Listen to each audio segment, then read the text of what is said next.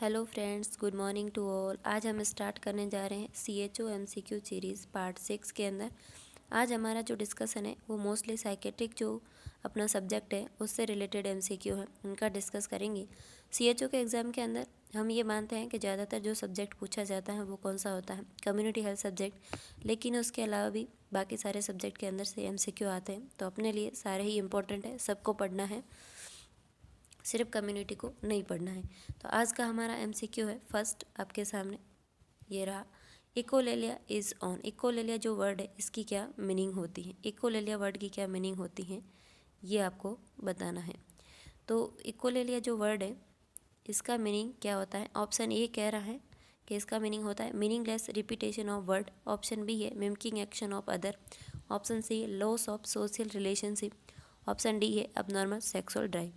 ये जो option D है अबनॉर्मल सेक्सुअल ड्राइव, ये हम साइकेट्री के अंदर पैराफिलियाज पढ़ते हैं। क्या पढ़ते हैं? पैराफिलियाज पढ़ते हैं बहुत सारे। उसके अंदर अबनॉर्मल सेक्सुअल एक्ट को हम पढ़ते हैं, तो वो कभी अपन डिस्कस करेंगे कि क्या होते हैं पैराफिलियाज। उसके अंदर अबनॉर्मल सेक्सुअल ड्राइव रहती है। और लॉस ऑफ सोशल रिलेशनशिप, ये कैसे मरीज होते हैं? जो डिप्रेशन वाले मरीज होते हैं वो क्या है, सोशल रिलेशनशिप को ख़त्म कर देते हैं। तो ये इकोलेलिया की मीनिंग नहीं है। मिमिकिंग एक्शन का मतलब होता है इकोप्रेक्सिया। क्या मतलब होता है? इकोप्रेक्सिया। इकोप्रेक्सिया का मीनिंग होता है, या तो अपन इसको क्या बोलते हैं, parrot like act. Parrot like यानी कि जो तोता होता है वो क्या करता है, मिमिकिंग करता है, दूसरों की मिमिक्री करता है। तो वो जो होता है उस वर्ड को मीनिंग हम देते हैं इकोप्रेक्सिया। ये जो इकोप्रेक्सिया और इकोलेलिया दो वर्ड है, इसकी मीनिंग बहुत बार एग्जाम के अंदर पूछी जाती है। और इकोलेलिया की मीनिंग होती है मीनिंगलेस रिपीटेशन ऑफ वर्ड, है ना। अगर मैं कोई सेंटेंस बोली हूँ और आप पीछे पीछे वही चीज़ रिपीट करें तो वो कैसी है, इकोलेलिया। और इसको हम बोलते हैं मंकी लाइक एक्ट। क्या बोलते हैं? मंकी लाइक जो एक्ट होता है उसको हम बोलते हैं इकोलेलिया। और पैरट लाइक जो एक्ट होता है उसको हम बोलते हैं इकोप्रेक्सिया। तो नेक्स्ट MCQ अपना, which is not a type of delusion. इनमें से कौन सा टाइप डेल्यूजन का नहीं है? डेल्यूजन क्या होता है? फॉल्स, फिक्स और अनसेकेबल बिलीफ होता है। कैसा होता है? फॉल्स होता है, फिक्स होता है और अनसेकेबल होता है। कैसा है? अनसेकेबल जो वर्ड लगता है ये इंडिकेट करता है इसको, डेल्यूजन को। तो जो डेल्यूजन है ये एक डिसऑर्डर है, थॉट का डिसऑर्डर होता है। इसके अंदर क्या होता है, अगर कोई आदमी किसी आदमी को अगर हाथी बोल रहा है तो वो उसको हाथी बोलेगा। हम उसको कितने भी तर्क वितर्क दे देंगे लेकिन वो अपनी थॉट को चेंज नहीं करता है। उसको हम क्या बोलते हैं? डेल्यूजन। तो डेल्यूजन हम बहुत सारे टाइप के डेल्यूजन पढ़ते हैं। तो इनमें से 3 तो है वो जो है डेल्यूजन के टाइप्स है, लेकिन एक नहीं है, वो बताना है। तो ऑप्शन ए है delusion of grandeur. Option B है delusion of perception. Option C है delusion of reference. Option D है डेल्यूजन ऑफ सुसाइड। ये सुसाइड की जगह आप कर देना निहिलिस्टिक डेल्यूजन। क्या? निहिलिस्टिक डेल्यूजन जो होता है ये डिप्रेशन वालों को रहता है। निहिलिस्टिक डेल्यूजन के अंदर आदमी को लगता है कि वर्ल्ड के अंदर सब कुछ मेरे लिए ख़त्म हो चुका है। इसको जो फीलिंग आती है वो होती है वर्थलेसनेस। क्या होती है? वर्थलेसनेस, होपलेसनेस, होपलेसनेस और हेल्पलेसनेस। हेल्पलेसनेस, ये तीनों क्लासिकल ट्रायड सिम्टम होते हैं डिप्रेशन के। इसके अलावा हम डिप्रेशन के अंदर फोरहेड के अंदर ओमेगा साइन भी पढ़ते हैं। डिप्रेशन को ट्रीट करने के लिए हम 3 मैनेजमेंट करते हैं। अगर माइल्ड टाइप का डिप्रेशन होता है तो उसके अंदर अपन सिर्फ साइकोथेरेपी देते हैं। और अगर डिप्रेशन मॉडरेट टाइप का होता है तो उसके अंदर psychotherapy plus anti depressive drug देते हैं। और अगर डिप्रेशन सीवियर टाइप का होता है तो उस मरीज़ को हम क्या देते हैं? ECT। तो जो ऑप्शन सी है डेल्यूजन ऑफ रेफरेंस, इसका मीनिंग होता है, मान लो कोई टीवी पे न्यूज़ चैनल न्यूज़ चल रही होती है तो उस आदमी को क्या लगता है कि ये जो न्यूज़ है ये सब क्या है, मुझसे रिलेटेड है। तो इस तरीके से वो खुद को रेफ़र करता रहता है हर चीज़ के लिए, वो क्या रहता है? Delusion of reference. ये डेल्यूजन का टाइप होता है। डेल्यूजन ऑफ निहिलिस्टिक भी डेल्यूजन का टाइप होता है। ऑप्शन ए है डेल्यूजन ऑफ ग्रैंडियोसिटी। ये जो ग्रैंडियोसिटी वाला डेल्यूजन है ये मेनली मैनिया वाले मरीजों के अंदर होता है। इसके अंदर आदमी को लगता है कि इस वर्ल्ड का जो सबसे पावरफुल आदमी हूँ वो मैं ही हूँ और इसका जो पूरे वर्ल्ड का जो मालिक हूँ वो मैं ही हूँ। ऐसी फीलिंग जिसको आती है वो कौन मरीज होते हैं? मैनिया वाले जो मरीज होते हैं उनके अंदर डेल्यूजन ऑफ ग्रैंडियोसिटी रहती है।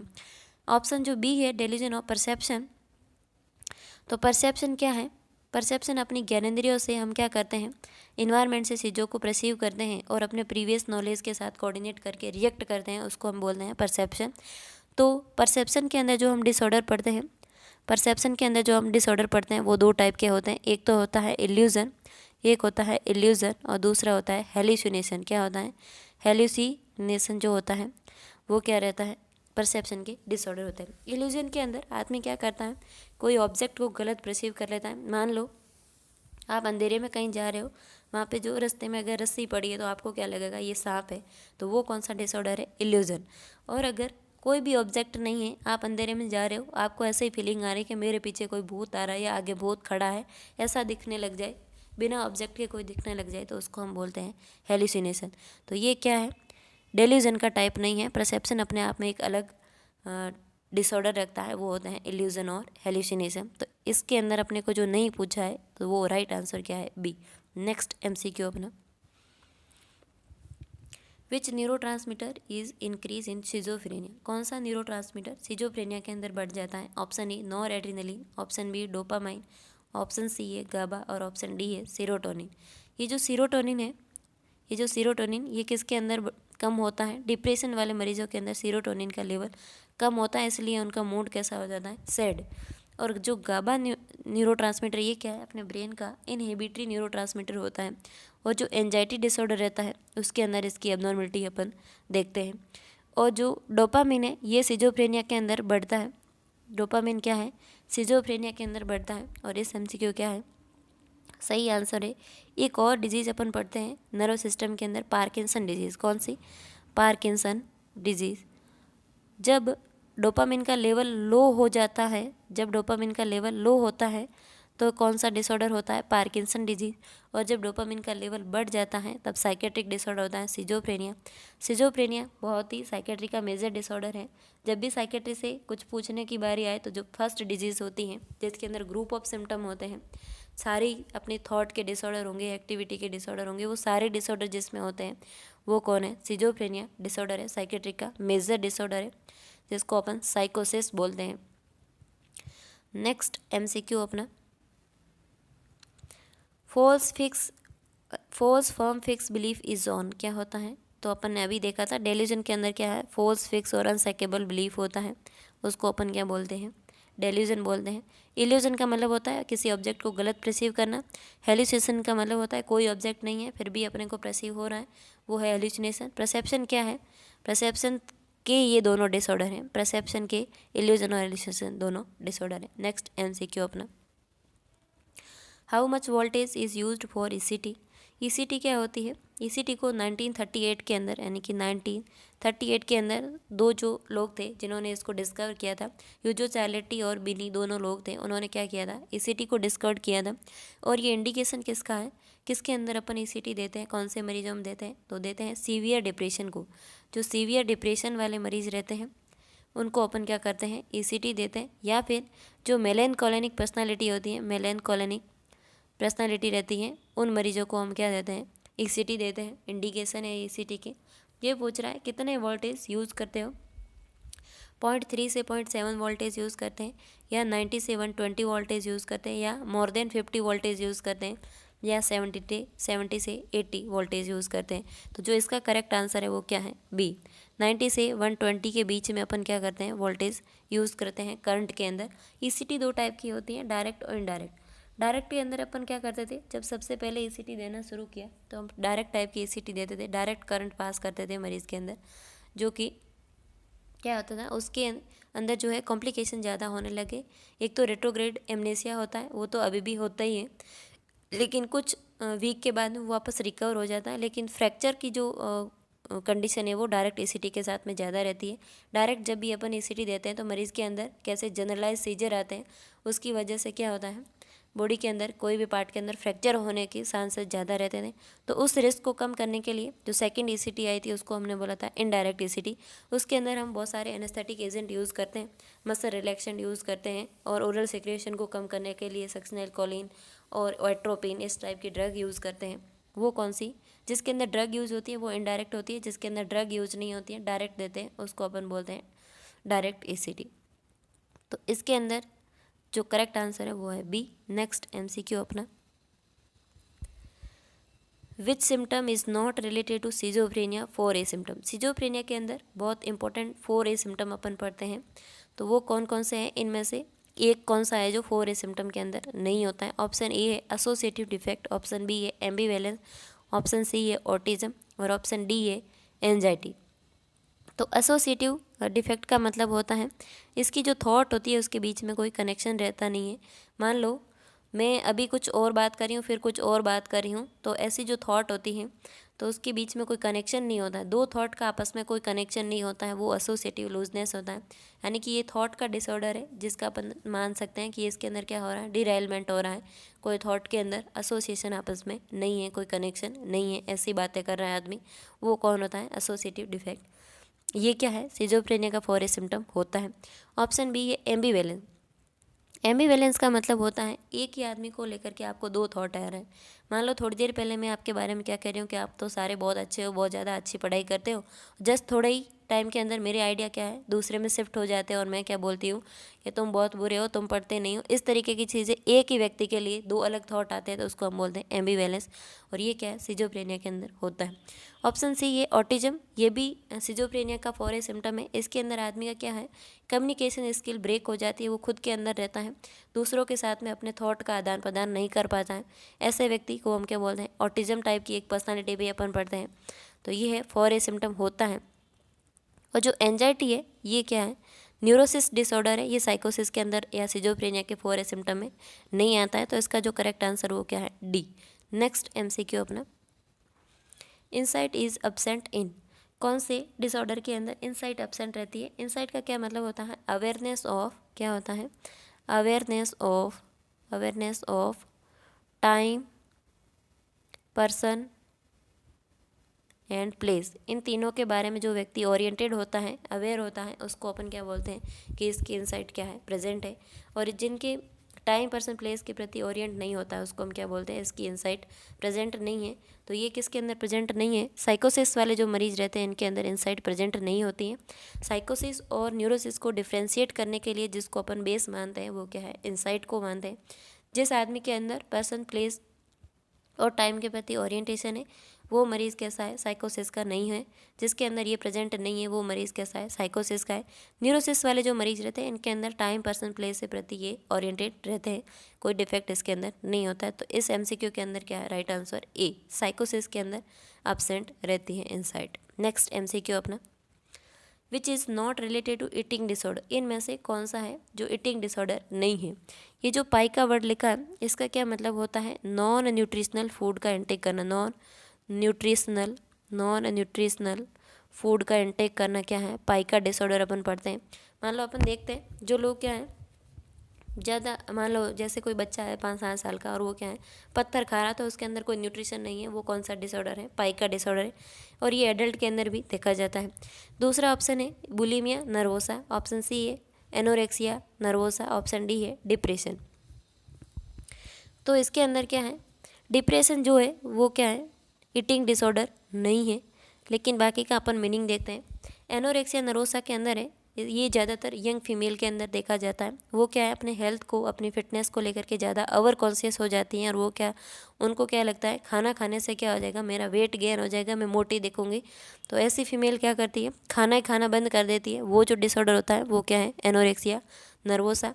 और बुलिमिया नर्वोसा वाले जो मरीज़ रहते हैं इनके अंदर क्या होता है, खाने पे कंट्रोल नहीं होता है।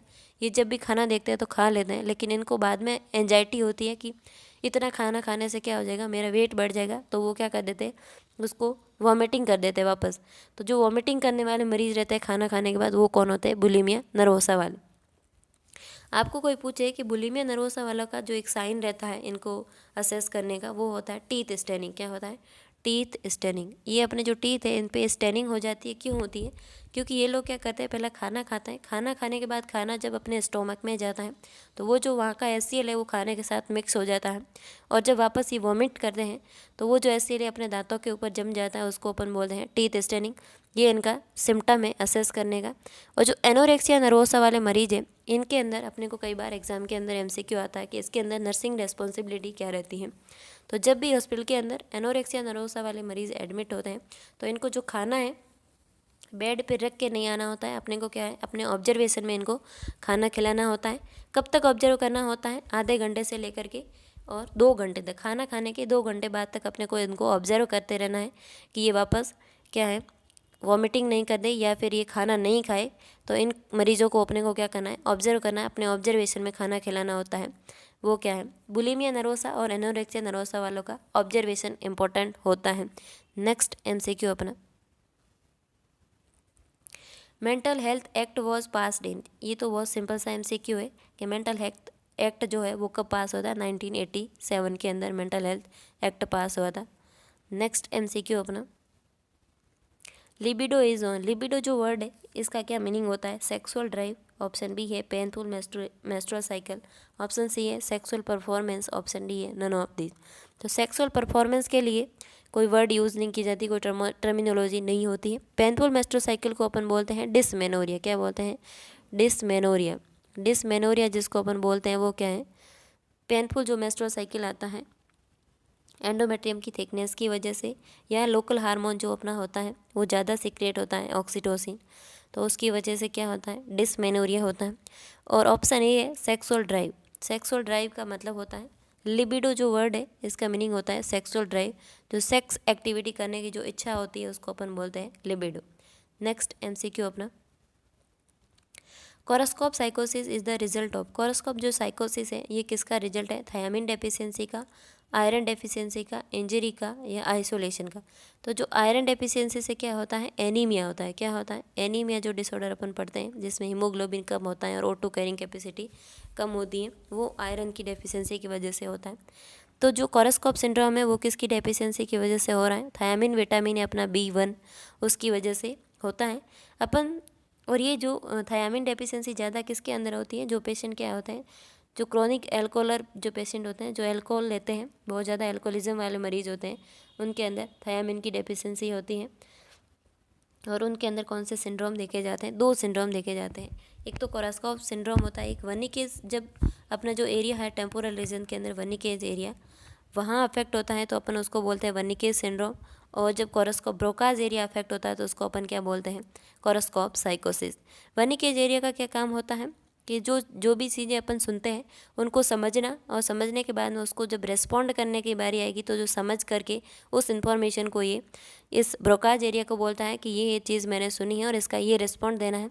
तब ब्रोकाज एरिया क्या करता है, अपने टंग का मूवमेंट करवाता है, उस चीज़ का रेस्पॉन्ड करवाता है, एक्ट करता है। वो एरिया कौन होता है, ब्रोकाज एरिया। और सुनी हुई चीज़ों को समझने का काम कौन करता है, वर्निकेज एरिया। ये अपन नर्वस सिस्टम के अंदर डिटेल से पढ़ते हैं। तो आज के लिए इतने ही एमसीक्यू है, साइकेट्री के एमसीक्यू थे जो मुझे लगा आपको बताना चाहिए, तो वो मैंने आपके साथ डिस्कस किए हैं। आपको क्या करना है, सिर्फ कम्युनिटी हेल्थ सब्जेक्ट को नहीं पढ़ना है, बाकी सारे subject medical, surgical, ओबीजी, psychiatry, fundamental, ये सारे सब्जेक्ट से एमसीक्यू आते हैं, इसलिए सारे ही सब्जेक्ट को अच्छे से पढ़ना है। तो आज के लिए इतना ही। अगर आपको ये कंटेंट समझ में आ रहा है, इसके कंसेप्ट आपको समझ में आ रहे हैं, तो आपको क्या करना है, इस मेरे चैनल को लाइक करना है, सब्सक्राइब करना है और मैक्सिमम लोगों के साथ शेयर करना है। Thank you.